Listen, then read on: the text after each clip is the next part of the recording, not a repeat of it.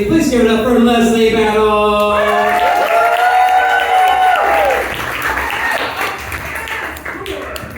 He's not used to getting his handshake, I get it.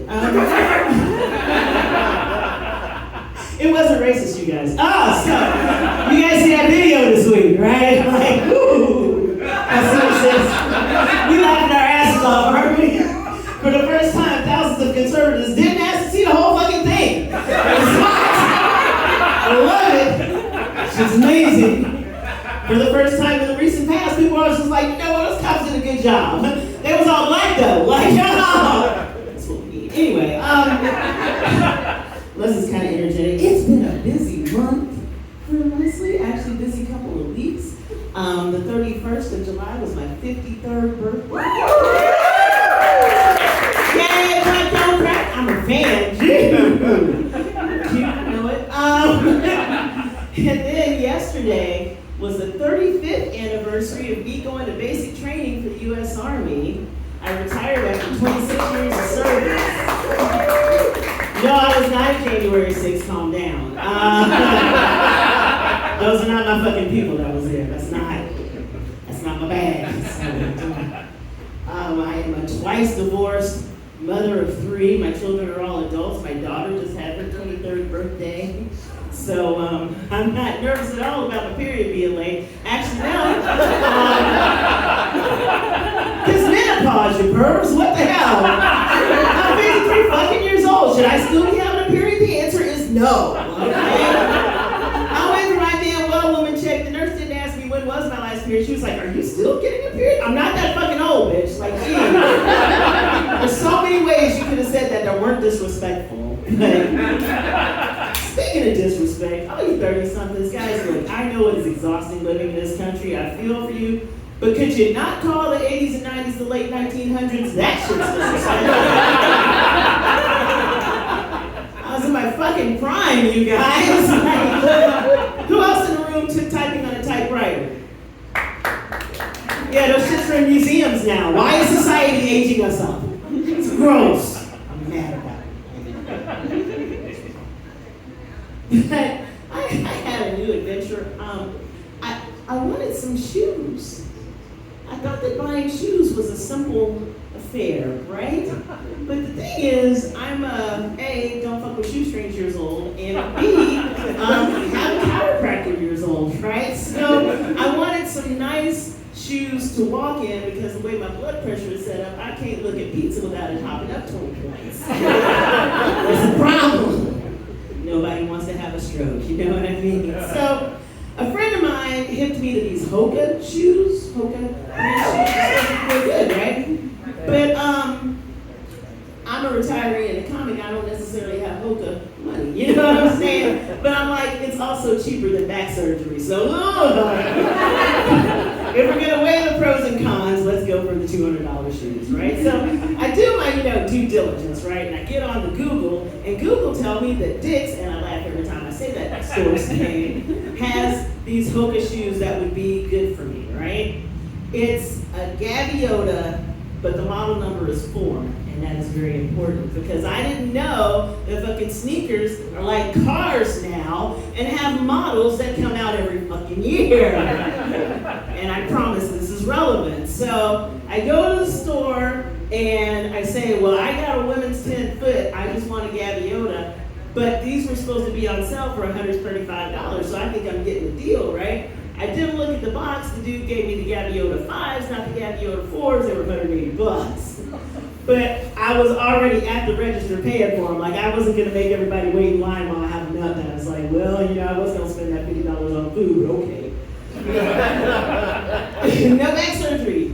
So the thing is, then I'm just like, wait a minute.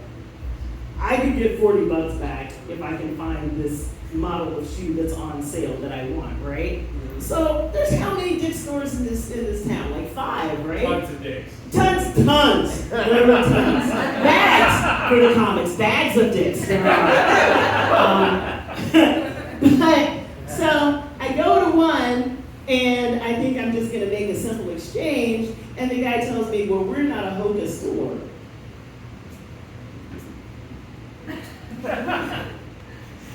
I just wanted to do simple double edition Q shopping. This is now turned into calculus. You know what I'm saying? But I'm like, okay, there's other stores. I'll try the other store. There's another store. I go to the other store. They have the Gaviota 4, but not in my size. All right, you know, I mean, I get it. I'm a hard to fit, but whatever. Then I get smart and I start calling around. You know, good man, well, let's don't talk on the phone, right? Like, this is a stretch for my psyche for me to be calling up strangers on the phone. I call the third store. They don't have any at all, but they have them online. I'm like, well, I call the fourth store, all the way up in Polaris. It's the only place in town that has the shoe that I want. And also, I'm still just like, you know, but I can go on a fucking diet. Why am I going through this much work for 40 bucks? Like, it's not even rounded out to like 10 bucks an hour at this point, you know? I'm not valuing myself properly. Anyway, I just had to tell that story because I was just like, I didn't know. Like, when I was growing up, you just had shoes. You know what I'm saying? Like, you had sneakers, you had church shoes, and now it's just like, hey, you got those Air Jordan 94s with the blue swoop. Like, what the fuck? I'm just saying, I learned 150 Pokemon for my kids, and then they came out with the second generation. Y'all making shit too complicated. Somebody's got to remember all these recipes to feed these damn kids, okay? We can't. So, speaking of being a cool mom, so things got really weird because, like, I got divorced, and my oldest son was already a teenager, and my daughter was only like 10, right? But so, once my son was of age, he starts getting real bold because, you know, I was like the cool mom, and so he was like, okay, well, we're just gonna be pals now, right? So, getting ready for his 21st birthday, he's like, Mom, me and the guys are gonna get some liquor, and you should come hang out with us. All the divorced people in the room were just like, oh no, she shouldn't, right? Your friends was macking on your mom at those sleepovers, dude. Like, you didn't know. It's weird. So I had to break it to him that, well, first of all, you're not going to be the only one there who's legal. And you haven't bothered to tell me which one of your friends you're the most comfortable calling dad. Like,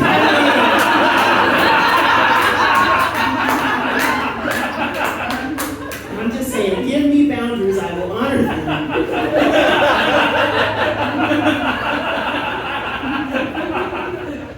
So yeah, my son doesn't talk to me anymore. Life is weird. Dating as a middle-aged black woman in Ohio is just so amazingly stupendous. You see, I'm not making eye contact with not one of y'all. Trying to be kind. I'm just saying, like, I'm out here on all these dating apps, right? And of course, nothing would get my morning started better than some 70-year-old Cletus who's climbed in my DMs talking about, hey, brown sugar, what's going on?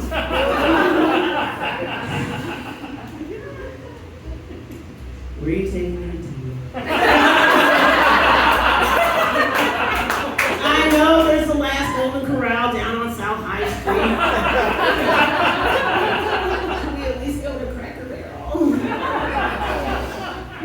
True story. I got a Prince Purple Rain t-shirt at a Cracker Barrel because mostly I didn't want a white person to buy it.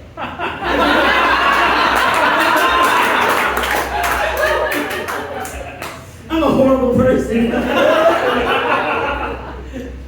I mean, I know I've been talking a lot of shit about white people. White shit about people? Please understand that Leslie speaking to myself in the third person position is going to be really funny. I do what I call Anglo-adjacent activities. He's like, that's beautiful. And I'm going to use that on my next lunch memo. White people shit. Leslie, you doing white people shit. That's what I'm saying. For example, recently I was up in Montana, which we all know is not brown people country. And here's the thing. It's not that Montanans don't want brown people up there. It's just when they see you, they're just like, but how did you get here? You know? Did your bus break down? Like, are you stranded at the airport? Like, we know you didn't, like, you're not trying to stay here. This is fucking Montana. But the thing that I recently learned, and I'll tell you the story, if you do something that has people from Montana going, oh, damn, you done done some fucking amazing shit, okay? These are people who deal with bears and moose on a regular basis. If you impress them, you've done something really cool. So this is what we did. So my daughter, we were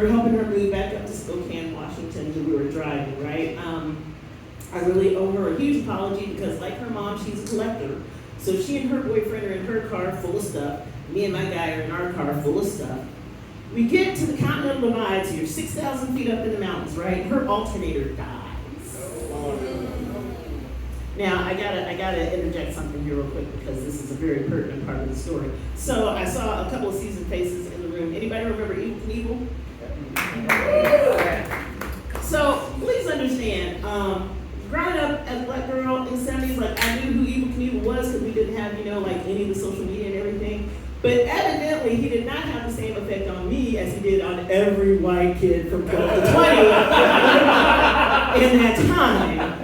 And so, I don't know if you figured it out, but my guy is a Celtic American. I don't call him a white person because he gets invited more barbecues than me. It sucks. We be out places, people like, dude, you cool. Your girl look like a narc. Like, what the fuck?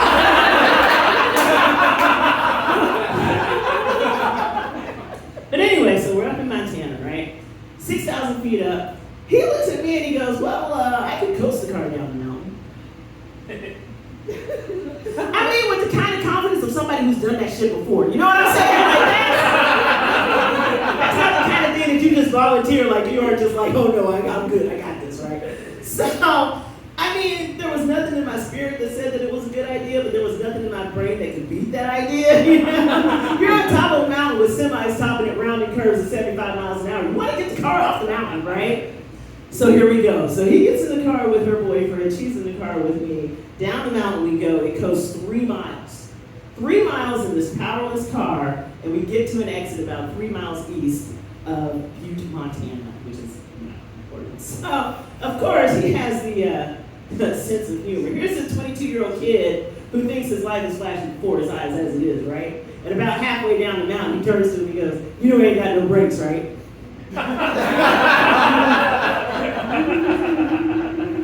I'm like, man, I can't just watch you all the time. But anyway, get the car in this parking lot. He's calling around an auto parts store. He's a very mechanical person, so he finds an auto parts store that's going to get the alternator back the next day. I'm calling around hotels because it's only like 10 o'clock in the morning. Find a hotel that's going to let us, come in early. So we're safe. We're going to spend the night. We're good, right? Off the mountain, feeling kind of good about life. And so we're in the hotel room. He's playing on his phone, right? He goes, "Babe, Evel Knievel is buried here."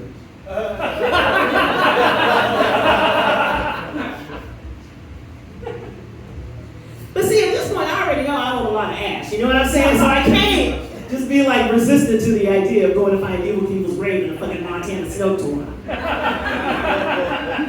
So we get in the car, off we go. Thank you, GPS. We find Evel Knievel's grave. And so he's all excited, right? He's taking pictures and he's sending them back to his cousin. He's like, oh, she's going to be so jealous. And I'm like, yeah. And so I'm trying to be a dutiful girlfriend. I go to take pictures. I'm like, well, baby, pose with it. He's like, that would be creepy.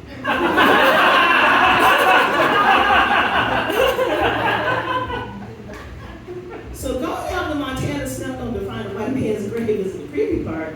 Me telling you to look like you did this shit on purpose is the creepy part. Okay, that's cool. But, of course, like I said, very next morning, he's out in the snow on a tarp, under my daughter's car, fixing her alternator, gets the car running, and we get it back to Spokane, with no other incident. And that story, you guys. Like, I can't write that, right? Like, you know it happened. So, at some point, he decided that I'm the one. And another part of my birthday weekend that we spent in Chicago was we got engaged. Look at me taking credit for the work that white man did. Like, I was just there, right? Like, what did I actively do to get engaged? I literally just had to be like, I mean, it was really like a minimal effort kind of situation. But we're at the Cloud Gate statue, also known as the Bean, which is, a pretty good metaphor for how well he finds mine. But anyway, the thing is, so, like, his daughter was with us because her birthday is the same day as mine, and she lives outside of Chicago, so we're going to start sharing our birthdays, in Chicago. So we're at the statue, and his daughter offers to take a picture of just us, in front of the statue, and he's like, yeah, and he hands her his phone, and then he grabs my hand and starts running like somebody's shooting or something. Like, I don't know what's happening, but he's got me, and I'm just like, okay, we're going to the statue, it's not moving, what's happening? And he literally like throws himself down on the concrete, except he's wearing shorts, right? And I'm like, baby, did that hurt? I totally ruined the moment, is what's going on. And he just looks up at me and his face is beaming, and he's just like, baby, will you marry me? And I'm like, yes, but now do you need help up? Like, we're family. Let's just be practical about this. He's a great guy. Can I have a round of applause? As you can see, the big Steelers fan, so tonight I'm black and yellow. I don't know how I did that. That's so super gross. I shouldn't do that.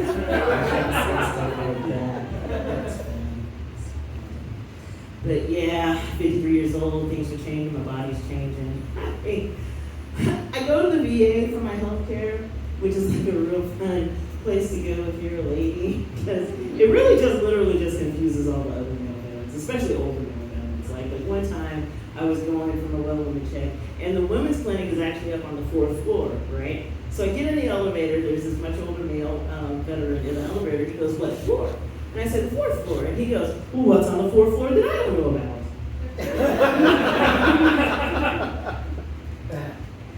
I really didn't want to put him in that space, but I had to, right? I said, well, it's the women's clinic. He said, nope. And like, you know, this dude probably took a bullet for his buddy, but we want to talk about ladies' innards. He's like, nope. I'll do another 20 years before I hear about what goes on in that magical place. Weirdness.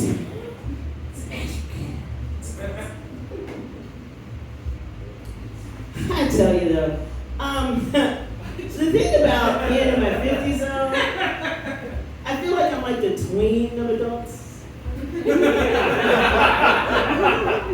Because think about it, like when I meet somebody in their 20s, I'm like, oh my God, you missed out on so much, you're so young, you got your whole life ahead of you, right? But the minute I want to bitch about being old, there's always some like 80-year-old lady like, rookie, you still got your gallbladder.